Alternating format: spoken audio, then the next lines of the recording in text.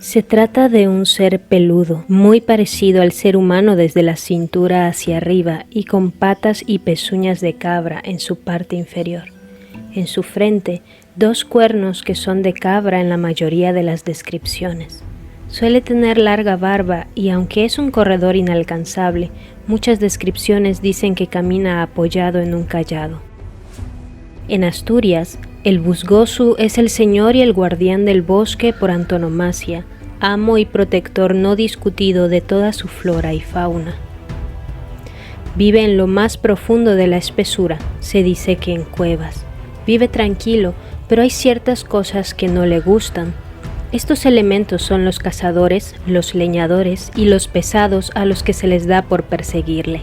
En efecto, si alguien se encuentra al busgosu y se pone a perseguirle, no conseguirá nada bueno. En primer lugar, no se le puede alcanzar. Además, no es una buena idea intentarlo, pues si se insiste demasiado, el busgosu es perfectamente capaz de hacer caer a sus perseguidores hasta el fondo de un barranco. Por otro lado, es cierto que esta criatura a menudo se pone manos a la obra para sabotear y obstaculizar a cazadores, leñadores y pescadores. En el occidente de Asturias, el busgosu es mucho más agresivo y malintencionado. Sigue siendo el señor del bosque y de todo lo que habita en él, pero se transforma en un enemigo encarnizado de leñadores y cazadores. Emprende acciones agresivas contra ellos que van desde hacer que se pierdan en los bosques hasta provocar su muerte al hacer que se despeñen por acantilados. En algunas regiones de Asturias se dice que este ser perseguía a las mujeres y se las llevaba a su caverna para tener sexo con ellas. De esa manera, muchas veces las dejaba embarazadas y a menudo les contagiaba tisis o enfermedades de transmisión sexual, que muchas veces eran mortales. Hola viajeros del lenguaje, el busgosu es una criatura propia del folclore español. Toma su nombre del bajo latín bosgus, que significa bosque, y osus, que significa propio de. Esta es la primera historia de las 5 que vamos a narrar en este especial del horror dedicado al país de España, que es la segunda región donde hay más viajeros del lenguaje. Seguramente te interesará también escuchar las de México, que fue el video de la semana pasada, que te lo dejaré por acá para que vayas a verlo cuando termines este. Por ahora, no te olvides de dejar tu like, suscribirte si es que aún no lo estás, porque así me ayudas a que los dioses del algoritmo de YouTube sean misericordiosos con mi canal y puedan mostrárselo a más personas. Asimismo, no olvides que este especial del horror es parte de la celebración por los 2000 suscriptores, así que por eso no te olvides de participar en el sorteo que estamos realizando en mi Instagram, que te lo voy a dejar por acá. Simplemente tienes que seguirme en mi Instagram y comentar esta publicación de acá, donde está la portada de mi libro. Es todo, corre a hacerlo ahorita, antes de que se te olvide, porque he visto muchos que dejan su like en la foto, pero no comentan, y es como, comenten para que puedan participar en el sorteo, en el cual podrán ganarse mi libro Ciudad Hiperreal. Bueno, y sin más que agregar, vámonos a la siguiente historia, que las historias de España realmente son perturbadoras, muy perturbadoras, sobre todo la última me dejó los pelos de punta, en verdad, así que no se las pueden perder. Hace mucho tiempo, sobre los riscos de la colina que empieza tras el Segre, se alzaba un castillo, del que aún quedan algunos vestigios, y que fue la morada de un vil señor que mantuvo aterrados a los habitantes de este lugar durante mucho tiempo. El hombre que había heredado el castillo de su padre habitaba sus frías paredes en soledad y se aburría tanto que comenzó a comportarse de una forma cruel con todos, desde sus propios siervos hasta la gente de Belver, a la que no dudaba en robar, matar o torturar. Secuestraba a las mujeres, mataba a los campesinos y los pobres no sabían qué hacer para defenderse. De hecho, acudieron numerosas veces ante el rey para explicar su situación, pero él nunca quiso hacer nada para ayudarles. Afortunadamente, el déspota y tirano caballero se aburría tanto que decidió partir a la guerra en las cruzadas. Durante 3 años, los habitantes de aquel lugar pudieron respirar tranquilos. Pero la paz se acabó con el regreso de un caballero que se había vuelto aún más malvado. Podéis imaginar el terror de aquellas pobres gentes a las que volvieron a ahogar con injustos tributos, a los que perseguían y mataban si no pagaban impuestos descomunales. Los más pobres acudieron de nuevo ante el rey y obtuvieron un silencio aterrador como respuesta. No les quedaba otra que luchar. El pueblo de Belver se levantó entonces en armas contra su señor en una cruenta batalla en la que muchos murieron.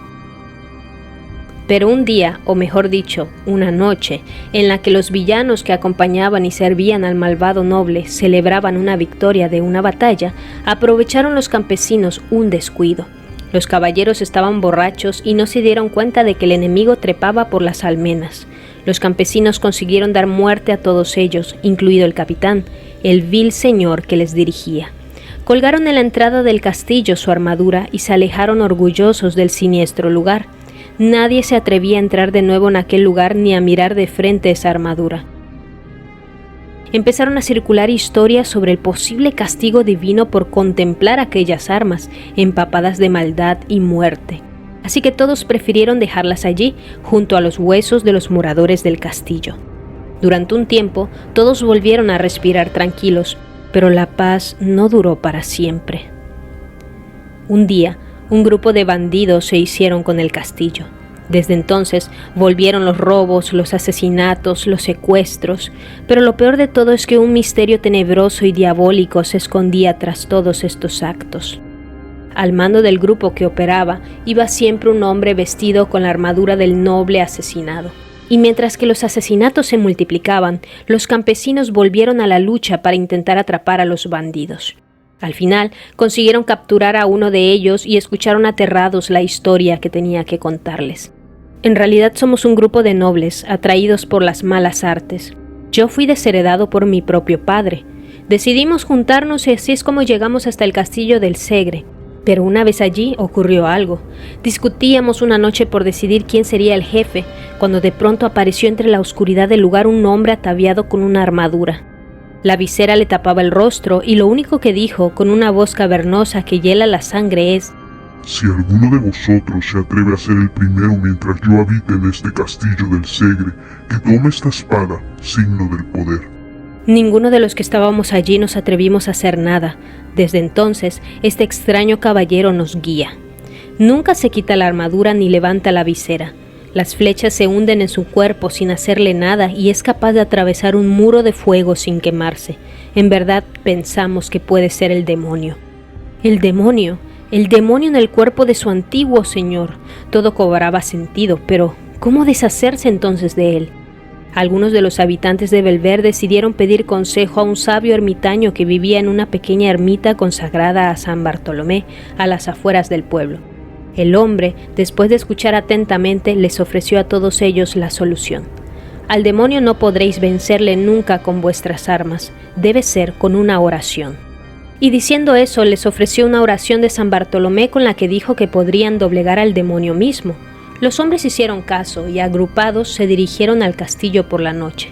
Al llegar, recitaron en alto la oración y efectivamente consiguieron inmovilizar al hombre de la armadura, al que llevaron maniatado hasta el pueblo. Durante el juicio, pidieron al hombre que dijera su nombre, pero solo consiguieron un profundo silencio como respuesta, y tampoco quiso descubrirse. Desesperado, uno de los hombres se abalanzó sobre él y retiró la visera. Todos ahogaron un grito de espanto. No había nada adentro. En ese instante la armadura se cayó al suelo y lo que hubiera dentro había desaparecido. Decidieron encerrar la armadura en un calabozo y acudieron al rey para contar lo sucedido.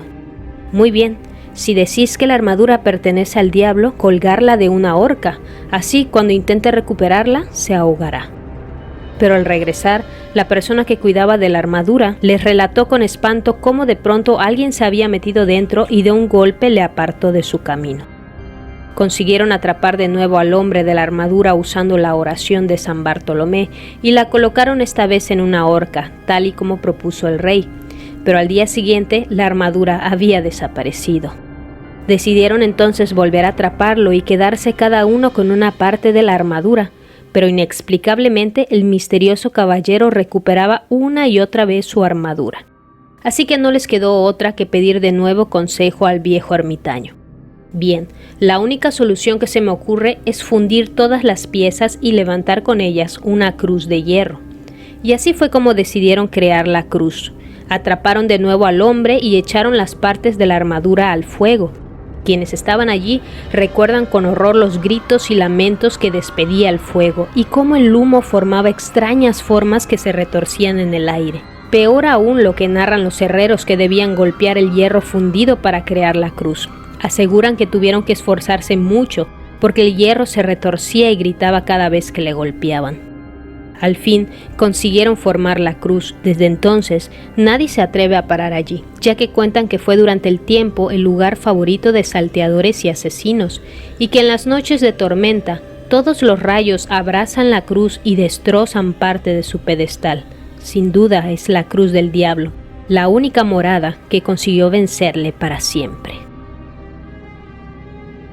Esta leyenda fue escrita por el autor español Gustavo Adolfo Bécquer. Era parte de las leyendas que publicó entre 1858 y 1864. Pero vamos con la siguiente historia, que yo hasta este momento todavía no me sentía tan asustada. Los perros anuncian la llegada de la Santa Compaña aullando de forma desmedida. Los gatos huyen despavoridos y realmente asustados. La leyenda de la Santa Compaña se encuentra muy arraigada en las tradiciones y leyendas del norte de España. En ellas se menciona la aparición de un grupo de muertos o de almas en pena, ataviados con túnicas negras con capucha que vagan por los caminos durante la noche. Cada fantasma porta una vela encendida y a su paso un aroma a cera o incienso impregna el ambiente. Su aparición era sinónimo de tragedia y aviso de muerte, tal y como indicaron varios autores en sus relatos a lo largo de los siglos XI y XII. Es difícil asegurar cuándo y dónde nace la leyenda de la Santa Compaña. La misma historia se ha escrito en innumerables ocasiones y todas ellas presentan variaciones que la hacen diferente, lo que dificulta poder conocer su origen.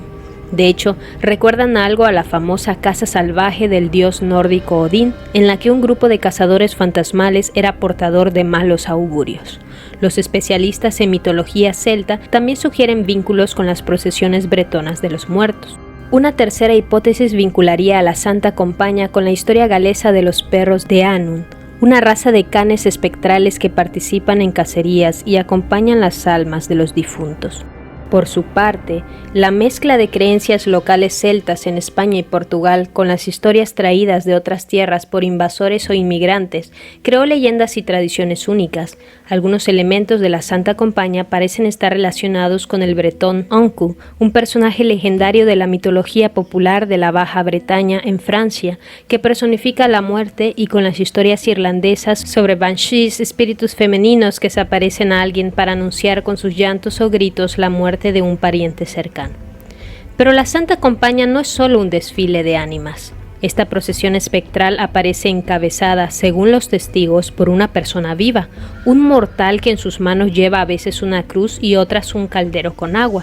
Le siguen varios personajes encapuchados que entonan cánticos y rezos y portan una vela, así como una pequeña campanilla. A su paso, la Santa Compaña levanta una densa niebla, viento y, por supuesto, un fuerte olor a cera. La persona viva que precede a la procesión puede ser un hombre o una mujer, dependiendo de si el patrón de su parroquia es un santo o una santa. Existe la creencia de que quien realiza esa función no recuerda nada de lo ocurrido en el transcurso de la noche anterior. Estas personas escogidas presentan una extrema delgadez y una excesiva palidez que irá en aumento a medida que se vayan debilitando, ya que la compañía no les permite descansar ninguna noche. Así, están condenados a vagar noche tras noche hasta que mueren agotados. Solo pueden salvarse si sorprenden a otro incauto al cual traspasar la cruz.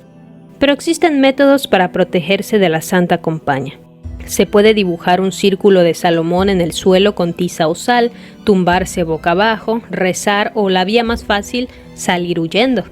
En la mayoría de las historias, la Santa Compaña realiza sus apariciones de noche, aunque también hay casos en los que lo hace de día. En algunas versiones se cuenta que esta tétrica procesión transporta un ataúd en el cual yace un cadáver, que puede ser incluso el de la persona que sufrirá la aparición, siendo su cuerpo astral el que se encuentra en la caja. Existen fechas concretas en las que al parecer son más frecuentes las apariciones de la Santa Compaña, como por ejemplo la Noche de Todos los Santos o la Noche de San Juan. Pero no todo está perdido si nos encontramos con esta procesión mortal. Además de trazar un círculo en el suelo o salir huyendo, hay otro método infalible para protegerse de la Santa Compaña. En Galicia son muy habituales los llamados cruceiros, las famosas cruces que todo peregrino que realiza el Camino de Santiago va encontrando a lo largo del itinerario hasta llegar a la tumba del apóstol. El cruceiro es un elemento muy importante, pues uno de los sentidos de este monumento es proteger a los peregrinos que, para su desgracia, se cruzan con esta macabra procesión de ánimas en su camino. Ay no, esta historia de verdad me dio miedo, no sé, me imaginé caminando en la noche por unas calles de España, en Galicia, y de la nada, ¿te imaginas una procesión de espíritus? Me imaginé el ejército de los muertos de Game of Thrones. Aún así, según esta leyenda, no cualquier persona puede ver a la Santa Compaña, sino solo aquellos a los que cuando los bautizaron, por alguna equivocación quizá, usaron el óleo de los muertos, que mira que ya hay que tener mala suerte para que te pase eso. Vas a llamar Ricardo, ¿viste? Y te bautizan en el nombre de la cerveza, del aguardiente. También se dice que se aparece algún miembro de la parroquia que vaya a morir. Algunos dicen que la compañía está formada por personas que al morir habían cometido alguna falta, por lo que se ven obligados a continuar interactuando con el mundo de los vivos para saldar sus deudas. Por cualquier cosa, con cuidadito, andando ahí con tiza para dibujar el círculo de Salomón por si se te aparecen. La siguiente historia es un terror para cualquier persona que vaya en carretera. Y nos dice así. La historia comienza en una noche lluviosa del 2 de septiembre de 2023, cuando un conductor solitario se encontraba viajando por una carretera rural en las afueras de Sevilla, a la altura de Utrera. El conductor vio una figura fantasmal en la curva más peligrosa del camino. Una joven mujer, vestida de blanco, apareció de la nada, parada junto a la carretera. Sus cabellos negros y desordenados caían sobre su rostro pálido y sus ojos sin vida parecían mirar directamente a través del alma de aquellos que osaban cruzar su camino. En un intento por ser amable, el conductor detuvo su vehículo y le ofreció ayuda a la chica. Sin embargo, cuando extendió su mano para tocarla, la figura desapareció en el aire, dejando al conductor estupefacto y temblando de miedo. Hay muchas informaciones de avistamientos similares en esta carretera, dejando a los testigos con una sensación de inquietud y terror. A medida que la historia se propagaba, los rumores y las especulaciones comenzaron a florecer. Algunos creen que la chica de la curva, como se le llama, es el espíritu de una joven mujer que perdió la vida en un trágico accidente automovilístico en ese mismo lugar. Otros sostienen que es una entidad sobrenatural atrapada en el mundo de los vivos y los muertos, destinada a acechar a los desprevenidos conductores por toda la eternidad. Aunque las explicaciones varían, hay un elemento común en todos los relatos: la advertencia de no detenerse si uno se encuentra con la misteriosa chica en la curva. Aquellos que han ignorado esta advertencia cuentan historias horripilantes de encuentros escalofriantes. Algunos afirmaron haber sentido una presencia maligna en el interior de su vehículo, mientras que otros aseguraron haber visto a la chica aparecer repentinamente en el asiento trasero con una sonrisa siniestra en su rostro. Los escépticos argumentan que la leyenda de la chica de la curva es simplemente una invención para asustar a los conductores desprevenidos. Atribuyen los avistamientos a la fatiga, la imaginación excesiva o incluso la influencia de sustancias psicoactivas. Sin embargo, los defensores de la leyenda insisten en que hay demasiados testimonios creíbles y coincidentes para descartarlos como simples invenciones. A medida que la leyenda de la chica de la curva se ha extendido, algunos valientes investigadores y curiosos se han aventurado a explorar la carretera en busca de respuestas. Han organizado expediciones nocturnas, equipados con cámaras y equipos de grabación en un intento de documentar cualquier evidencia de la presencia sobrenatural de la curva. Sin embargo, hasta el día de hoy los resultados han sido inconclusos. Algunos han capturado imágenes borrosas y sonidos extraños, pero nada concluyente que pueda confirmar la existencia de la chica de la curva. Esto ha llevado a más preguntas y ha alimentado aún más el misterio que rodea esta leyenda urbana. Se ha convertido en un tema recurrente en conversaciones nocturnas, en historias de miedo contadas en círculos de amigos y en leyendas transmitidas de boca a boca. Se ha convertido en parte del folclore local y ha despertado la curiosidad de aquellos dispuestos a enfrentarse a sus temores y desentrañar el enigma que envuelve su existencia. Ya sea que la chica de la curva sea un fantasma atrapado en un ciclo interminable, una entidad sobrenatural en busca de venganza o simplemente una invención de la imaginación colectiva, su leyenda continúa cautivando a aquellos que se aventuran en las carreteras de Sevilla. Creo que las historias de las carreteras son aterradoras. Yo hace poco publiqué uno de mis cuentos que un poco similar porque realmente suelen haber muchas historias que alegan ver mujeres en las carreteras en todas partes del mundo realmente, y es muy interesante ver cómo cada una de esas se adapta a las distintas culturas. Hay otras versiones de esta misma historia de la chica de la curva que son aún más perturbadoras, porque nos dicen que en algunas ocasiones incluso se ha subido al auto realmente, o sea, los conductores la han visto subirse en la parte de atrás y se queda en silencio hasta que desaparece. Y en otras ocasiones, antes de desaparecer, dice algo así como: en esta curva me maté yo, y desaparece. Algunos creen, algunas versiones más amables de la historia, creen que la mujer se aparece para tratar de evitar que los conductores vayan por algún camino peligroso y de esa manera les salva la vida. Hay otros que alegan que puede ser que debido a su vestimenta blanca se trate de una mujer que estaba yendo a su boda y ahí tuvo un accidente. Vámonos a la última historia, que para mí es la más aterradora de todas, porque ahora sí que, como dicen, supera la ficción y llega a la realidad, amigos. Yo tengo el remedio, Moruno. ¿Cuál? Es necesario que te bebas la sangre de un niño robusto y sano, pero la sangre tiene que estar caliente según vaya brotando, y luego tendrás que ponerte en el pecho sus mantecas como cataplasma. ¿Pero para eso habrá que matarlo? Sí, claro. Este diálogo terrible e inquietante fue el que supuestamente tuvieron Francisco Leona Romero, un curandero muy famoso en Almería y Granada, al que apodaban el Dr. Salivilla, y Francisco Ortega, un enfermo de tuberculosis desesperado por acceder a algún tipo de cura. El Moruno, como le llamaban en Gádor, el pueblo del Valle del Andarax en la provincia de Almería y epicentro de la leyenda del sacamantecas. Podría ser también una variación del mito del coco, pero a diferencia de este, tiene un contexto mucho más particular y oscuro. 3,000 pesetas es lo que le costaría al Moruno obtener la sangre de un bebé vivo que habrían de matar. Era la década de 1910 y una gran parte de la España rural todavía estaba comida por la superstición.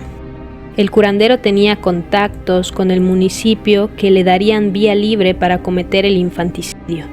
Era familiar del alcalde y también estaba emparentado con el juez. A la hora de decidir quién secuestraría al niño para luego matarlo, se le ocurrió el hijo de Agustina Rodríguez, otra curandera que se aprovechaba de las miserias ajenas.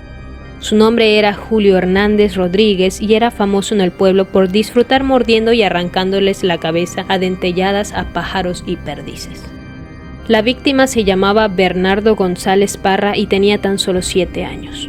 Un día fue al colegio como siempre y nunca más volvió.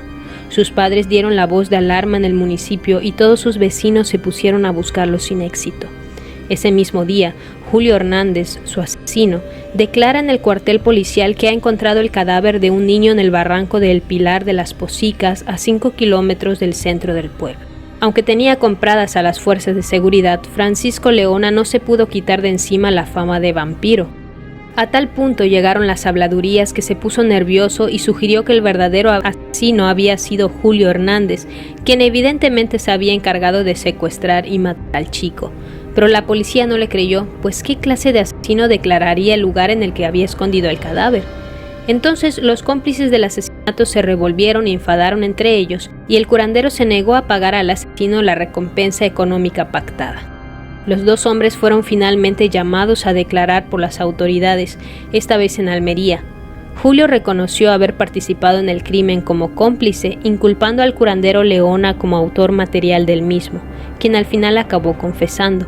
Tan solo apostillar que el nombre de sacamantecas viene de que el remedio para la tuberculosis del curandero se basaba en extraer las tripas del infante para colárselas sobre el abdomen al enfermo y que durmiera con ellas atadas bien abrigado para sudar la enfermedad. ¿Se habrá curado el hombre o se habrá muerto de tuberculosis? Hay noticias desde finales del siglo XIX de la creencia de que la sangre de niños puede tratar la tuberculosis, así como las llamadas mantecas. Pero estas personas toman su nombre de la leyenda preexistente del llamado sacamantecas o mantequero, sacauntos, sacacebos, etc., que era un monstruo para asustar a los niños, algo así como el coco, no salgas, porque como podemos ver en la historia, que esta es una historia que en verdad pasó, se llevan a los niños con engaños, con promesas, y de allí no vuelven. Además del sacamantecas que leímos ahora recién, que es Francisco Leona Romero, que es de 1910 el caso, hubo otros sacamantecas antes de él y también posteriores. Uno de ellos, por ejemplo, uno de los más antiguos, fue en 1800, cometió sus asesinatos porque fueron varios, fue un asesino en serie, entre 1843 y 1855, estamos hablando de Manuel Blanco Romasanta, a quien algunos piensan que se le podría haber diagnosticado con algo que se conoce como licantropía clínica. Él era un vendedor ambulante y según decía o según declaró, él se transformaba en un hombre lobo junto con otros de sus amigos, un tal Genaro y un tal Antonio. Y era en este lapsus de hombre lobo que le daba cuando cometían sus crímenes. También hubo otro caso entre 1821 y 1881 de un hombre que se llamaba Juan Díaz de Garayo Ruiz de Argandoña. En esa época se vendía la grasa humana como un tratamiento para la tuberculosis. Se le conocieron o se le pudieron comprobar 6 asesinatos, de las cuales 4 eran mujeres. Él, al igual que Manuel Romasanta, también atribuyó sus crímenes a algo sobrenatural, que en este caso era una sombra negra que supuestamente le dictaba lo que tenía que hacer, y según se decía, después de cometer estos asesinatos se escondía y permanecía como una especie de posesión fetal durante varios días hasta que regresaba en sí. Hubo una más posteriormente en 1912 y se trató de una mujer que fue Enriqueta Martí Ripollés, que era una curandera. Se le llamó también la vampira de Barcelona. Su caso es aún más horrible porque ella era una proxeneta de infantes. Cuando se la atrapó fue por un caso en particular de una niña que había desaparecido, a la cual ella la trajo con promesa de dulces, y ella además de dedicarse a la prostitución infantil, también después se le acusó de usar la sangre y la grasa de los niños para preparar sus pócimas curativas, y su caso fue incluso interesante o muy misterioso, digamos, porque ella tenía pues los contactos de las personas a las que le vendía a los niños, pero la encarcelaron a ella y parece ser que ahí se cerró el caso. O sea, nunca se investigó más quiénes eran las personas que estaban ahí metidas. Así que hay algunos que dicen que se le encarceló y simplemente ahí quedó el caso para callar y justificar las desapariciones de niños que ocurrían en Barcelona a principios del siglo XX. Y bueno, viajeros del lenguaje, esas han sido las 5 historias o han sido los 5 relatos españoles de horror. Espero que hayan sentido el horror al igual que yo. Cuéntenme cuál ha sido su historia preferida, se parece a alguna historia de la región de ustedes o conocen otra versión distinta de las mismas historias que he narrado yo. Cuéntenme en los comentarios y no se olviden de dejar su like, comentar, suscribirse, compartir con todos los fanáticos del horror, con sus amigos españoles. Digan, oye, ¿de verdad esto pasó en España? ¿De verdad esta historia es así? Y no se olviden de participar en el sorteo que sigue abierto durante el mes de marzo, porque a finales de marzo vamos a hacer un en vivo en el cual, además de responder sus preguntas y hacer alguna otra cosa interesante, vamos a realizar el sorteo para ver quién de los que dejen su comentario acá se gana el libro. Así que no olviden de comentar, no solo dejen su like, también comenten para que puedan participar en el sorteo, y nosotros nos veremos hasta la próxima semana para una historia diferente de horror. ¿Qué país creen que será el que conoceremos en esta ocasión? Tendrán que averiguarlo la próxima semana, aunque los miembros lo saben antes, porque los miembros del canal pueden ver los videos antes que todos, así que igual tienen esa opción. Y sin más por el momento, viajeros del lenguaje, nos vemos hasta la próxima. Chao.